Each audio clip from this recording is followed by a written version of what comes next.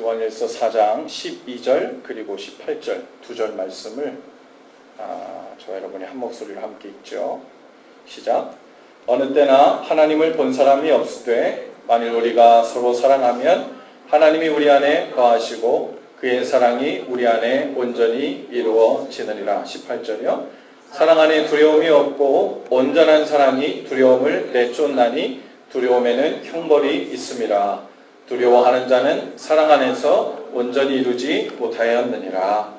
아멘. 할렐루야.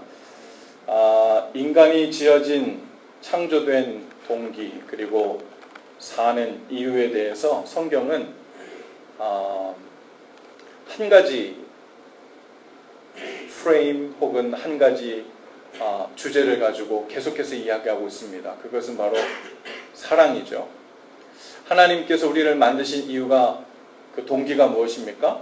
우리는 성경에는 찬양받기 위해서 영광받기 위해서 다양하게 그 목적을 설명하고 있지만 결국 그 동기는 사랑입니다.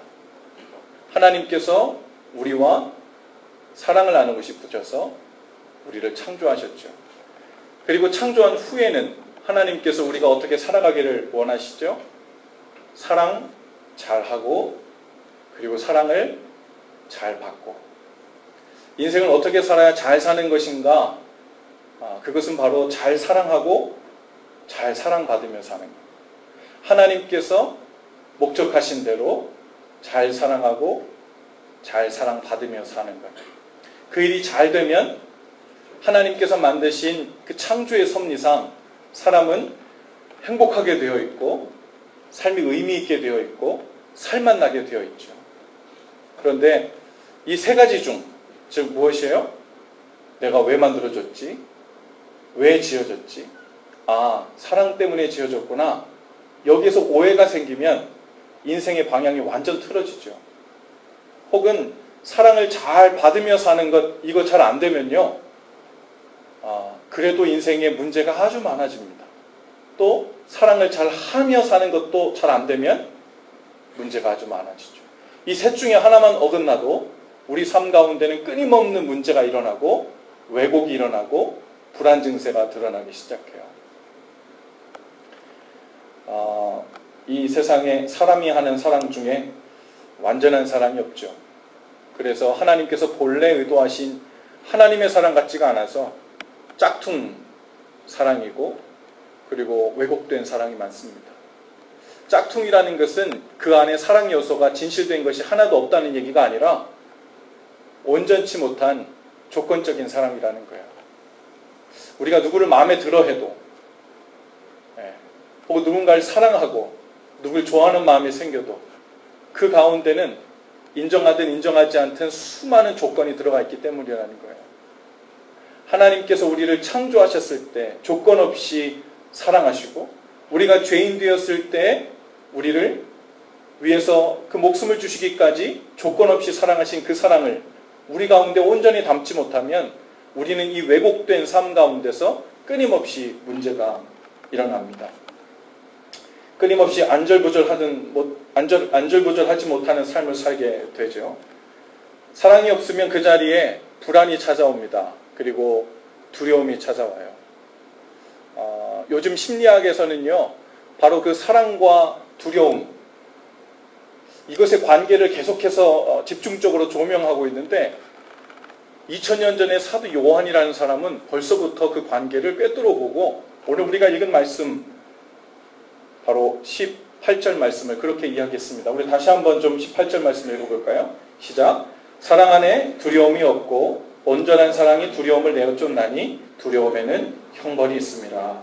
두려워하는 자는 사랑 안에서 온전히 이루지 못하였느니라. 아멘. 여러분 호스피스 사역 아시죠? 사람이 이제 질병에 걸쳐서 말기가 되고 이제 더 이상 살 소망이 생기지 않고 이제 이 세상을 정리해야 될 때 최대한 고통을 덜 받으면서 그리고 이 땅을 정리할 수 있도록 도와주는 간호해주는 그 사역을 우리 호스피스 사역이라고 하잖아요.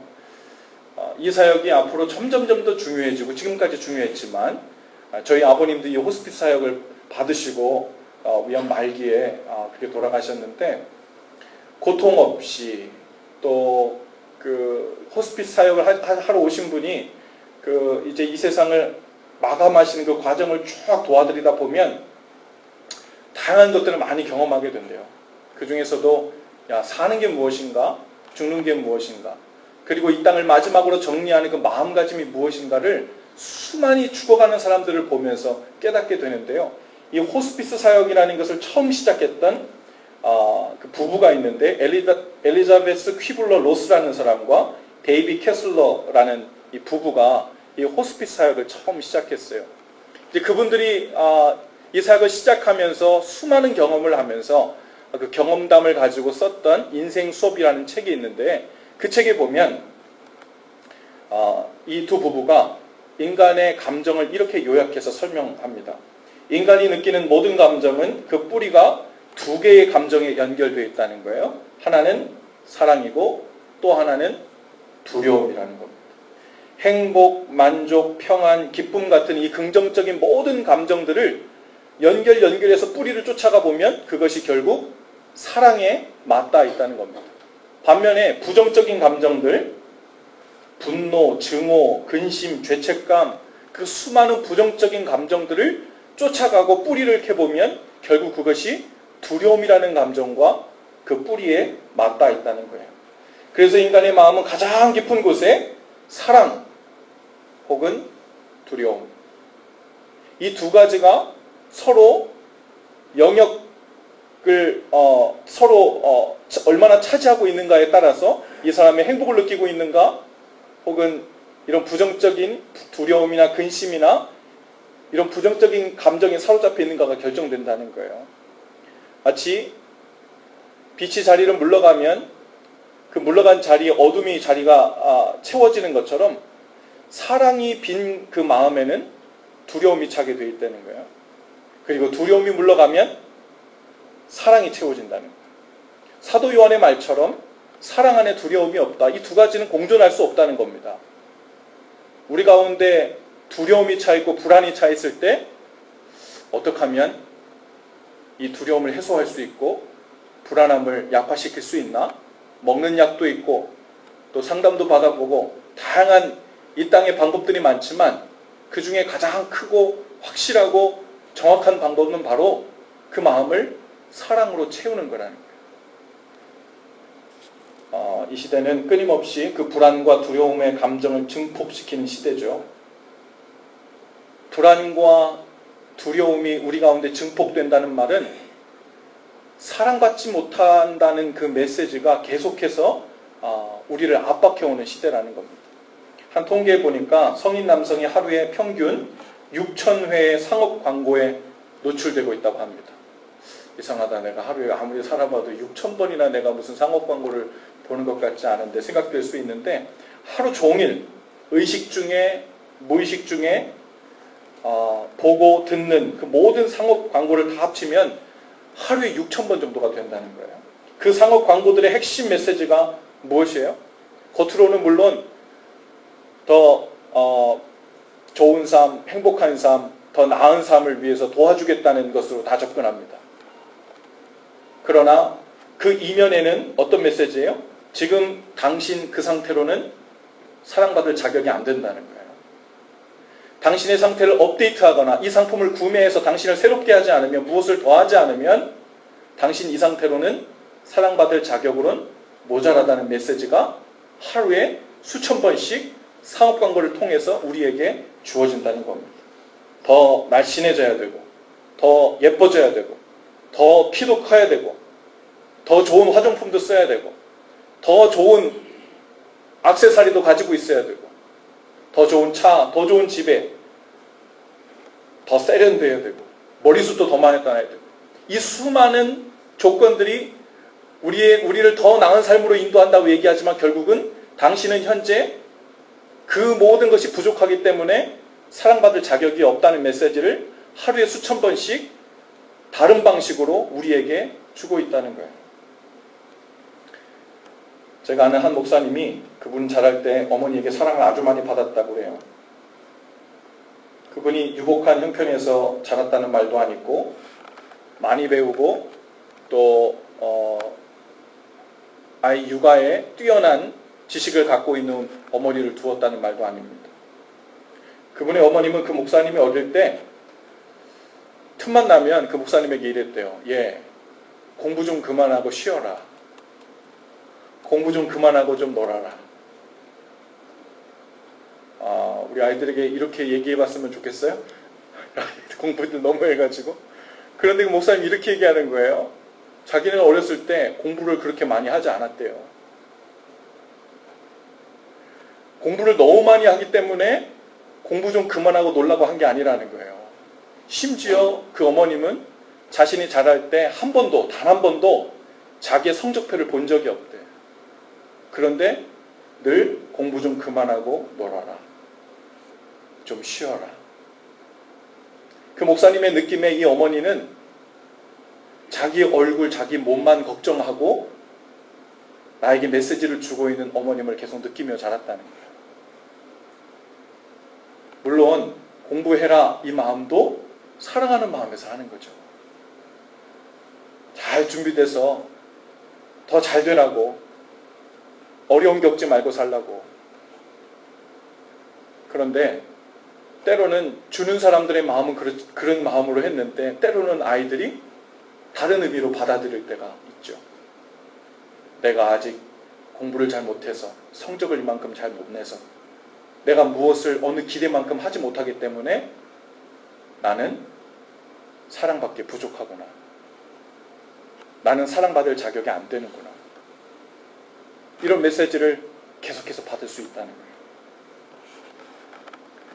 우리는 우리 자신도 모르게 아이들의 미래를 걱정한다는 명목으로, 혹은 부부 사이에도 마찬가지예요. 혹은 여러분의 가장 가까운 가족들에게도 그들을 걱정하고 그들을 염려하는 마음으로 시작은 했지만 때로는 그 이면의 메시지에 무엇이 부족해서, 무엇이 함량 미달이라서 충분히 사랑하기에 부족하다는 그런 오해된, 왜곡된 메시지가 전달되고 있을 수 있다는 거예요. 이렇게 깨어지고 온전한 사랑을 하지 못하는 이 삶, 온전한 사랑을 받지도 온전한 사랑을 주지도 못해서 우리 삶 가운데 끊임없이 불안함이 자리를 잡고 두려움이 자리를 잡아서 이것을 어떻게 떨쳐내야 될지, 어디서부터 시작해야 될지 잘 모를 때, 목사님, 저도 어렸을 때 하루에 수천 번씩, 상업 광고가 아니라 하루에 수천 번씩 부모님에게 혹은 주위에서 끊없는 부담과 압박을 받으면서 내가 무언가 부족한 사람인 것으로, 잘못된 사람이라는 인상을 계속 받아와가지고 제가 이렇게 형성되었어요. 이제부터 어떻게 해야 되겠습니까? 이런 이야기를 어쩌면 묻고 싶을지 모르겠습니다. 성경은 우리에게 이렇게 말씀하십니다. 그 시작이 바로 하나님이시라는 거예요. 하나님께서 이 땅에 예수 그리스도를 보내주셔서 내가 너희를 어떻게 사랑하는지, 얼마나 사랑하는지를 확증해 주셨다고 하신 그 말씀. 그 말씀의 의미가 무엇이겠어요? 야, 내가 너희를 이만큼 사랑한다? 그것은 무슨 양의 문제가 아니에요. 너희가 아직 죄인 되었을 때 너희를 위하여 독생자 아들을 주셔서 목숨값을 지불하시고 생명을 내어놓았다. 이 이야기는 뭐냐면 우리가 아직 죄인 되었을 때, 그 말을 바꾸면 조건 없이, 너희가 아직 아무것도 안 했을 때, 사랑받을 자격이 전혀 없다고 세상의 기준에서는 말할 때, 그때 조건 없이 내가 너를 사랑했다. 이미 내가 너를 기뻐했다. 그 메시지를 하나님께서 십자가에서 우리에게 주시려고 끊임없이 우리 안에, 심지어 예수님을 믿으면서도, 신앙생활을 하면서도 내가 하나님을 덜 기쁘게 해서, 내가 하나님 믿는다고 하면서도 아직도 죄를 짓고 있어서, 내가 하나님을 안다고 하면서도 여전히 부족한 내 모습 때문에 하나님이 날 충분히 사랑하지 못하실 거야.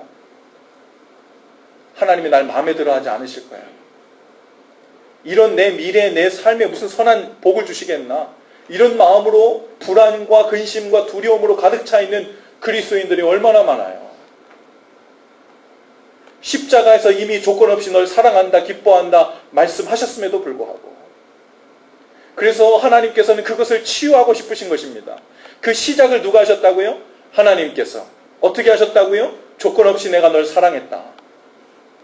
그리고 내가 널 어떻게 사랑하는지 봐라, 믿어라. 그리고 그 안에 거해라. 그리고 그 사랑이 너희 안에 들어오면 비록 우리는 그 사랑에 낯설지만, 그 진짜 사랑에 낯설지만, 그 진짜 사랑이 우리 안에 들어와서 그 사랑을 묵상하고 생각하고 그 사랑 안에 거하기 시작하면 그 사랑이 우리 안을 맴돌다가 어떻게 되냐면 저랑 따라해 보세요. 사랑이 우리 속에 고인다. 어떻게 된다고요? 사랑이 우리 속에 고인다. 그 고인 사랑의 양이 비록 엄청나게 많지 못하더라도, 왜냐하면 지금까지 수도 없이 우리 마음에 사랑이, 온전치 못한 사랑이 들어왔고 깨끗이 못한, 순도가 너무 낮은 사랑들이 우리 속을 계속 오갔기 때문에 우리 속은 계속해서 깨진 독처럼 흘러요. 허비돼요. 그래서 하나님의 크신 사랑이 왔음에도 불구하고 잘 믿지 못해요. 잘 인정하지 못해요. 감동도 별로 없어요. 심지어. 근데 그 사랑을 묵상하고 생각하고 그 안에 거하기를 오래도록 하면 그 사랑이 우리 속에 고이기 시작해요. 그리고 그 고인 사랑으로 하나님이 우리에게 맡겨주신 사람들을 똑같은 방식으로, in the same way. 주님께서 그래요. 서로 사랑하라. 내가 너희를 사랑한 것 같이. in the same way. 똑같은 방식으로 너희도 그렇게 조건 없이 너희 안에 고여진 그 순도 100%의 그 사랑으로 사랑해라. 그게 치료의 방법이고 회복의 방법이고 온전케 되는 방법이고 불안과 두려움을 몰아내는 방법입니다. 우리는 하나님을 믿는다고 하면서 하나님 앞에 나와서 예배는 열심히 했는데요. 때로는 우리 속에 있는 근심과 염려와 불안과 두려움과 죄책감과 이 부정적인 이것들을 따로 해결할 방법을 모색합니다. 제가 잘 믿었는데요. 하나님 사랑은 잘 알겠는데요. 제 안에서 아직 해결되지 않은 이것은 어떻게 해결해 둬야 되는 거예요? 어떤 세미나를 들어야 됩니까? 어떤 방법으로 누구에게 어떤 가르침을 받아야 됩니까? 하고 계속 접근해요. 그런데 주님은 우리에게 뭐 하라는 거예요? 주님 안에 더 거하라고 말씀하십니다. 그 사랑을 더 묵상하라고 이야기합니다. 내가 너를 얼마나 조건 없이 풍성하게 넘치도록 사랑했는지, 그 사랑이 지금도 지속되고 있는지, 오늘 아침도 지금도 네가 어떤 상태에 있든 상관없이 내가 너를 기뻐하고 사랑한다는 메시지를 끊임없이 그 안에 묻혀 잠겨 지내라는 거예요. 그것이 고이면 이제 우리도 그 사랑을 닮아 사랑하고 용납하고 회복될 수 있는 길이 마련되는 줄로 믿습니다. 예수님께서 세례를 받으시고 물 위로 올라올 때 하늘이 열리고 하나님께서 예수님에게 이렇게 말씀하셨어요. 이는 내 사랑하는 자다. 이는 내 기뻐하는 자다. 어쩌면 우리는 예수님과 우리를 좀 다른 차원으로 생각할 수도 있습니다. 아, 예수님은 하나님의 아들이시잖아요. 그러니까 하나님 아버지께서 내 사랑하는 아들이다, 내 사랑하는, 내 기뻐하는 아들이다 말씀하신 거죠. 정말 그래요? 하나님이 우리를 다른 차원에서 사랑하십니까? 하나님이 우리를 자녀 삼아주셨다는 건 뭐예요? 하나님이 우리를 아들 삼아주시고 딸 삼아주셨다는 건 뭡니까? 똑같아요. 우리도 예수님처럼 하나님께서 너는 내 사랑하는 아들이다. 너는 내 사랑하는 딸이다. 네가 세상 기준에 세상에서 어떤 다양한 메시지로 마귀가 아직 사랑받을 만하지 못하다고 부족하다고 아무리 메시지를 주어도 그래도 여전히 너는 내 사랑하는 아들이다. 내 사랑하는 딸이다. 이 메시지를 우리는 처음 듣는 게 아니에요. 이 이야기를 듣고 감동해서 세례도 받고 예수님을 영접했잖아요. 혹시 그런데 우리 중심에 이 메시지가 흔들리고 있습니까? 적어도 지금은 아닌 것 같은 마음, 의심이 듭니까? 그러면 오늘 우리 속에 들어있는 모든 불안과 두려움과 근심과 염려와 부족한 그 모든 것의 근원이 바로 흔들리는 그 메시지로부터 온 것임을, 사랑이 물러간, 하나님의 사랑이 우리 마음의 자리에서 비켜간 것만큼 두려움과 근심과 죄책감과 수많은 부정적 어두움들이 우리 삶을 채우고 있다는 것을 기억하실 수 있기를 바랍니다. 속지 마시고 대강 넘어가지 마시고 오늘 주님의 그 완전하신 사랑으로 잠기고 채워지는 역사가 있게 되기를 주님의 이름으로 축복합니다. 기도합시다. 주님, 이는 내 사랑하는 아들이다. 이는 내 기뻐하는 아들이다. 이는 내 사랑하는 딸이다. 이는 내 기뻐하는 딸이다. 오늘도 우리에게 말씀하여 주시는 성령님의 음성을 듣습니다. 오늘 우리 속에 흔들리며 불안해하며 어디서부터 시작해야 될지 모르고 있는 우리의 존재 근원에서 그 시작하는 바로 그 지점이 하나님의 사랑임을 십자가에서 우리에게 확인시켜 주신 그 완전한 조건 없는 사랑임을 기억하고 오늘 우리도 그 사랑 안에 더욱 머물러 있게 하여 주시옵소서. 다른 어떤 방법이 아니라 그 사랑으로 채워지게 하여 주셔서 그 사랑이 우리 안에 고이게 하여 주옵소서. 그 고인 사랑으로 우리 삶의 모든 면에서 회복하는 일을 시작하게 하여 주시옵소서. 치유하는 일을 시작하게 하여 주시옵소서. 우리를 온전케 바로잡아 주시옵소서. 예수님의 이름으로 기도합니다. 아멘.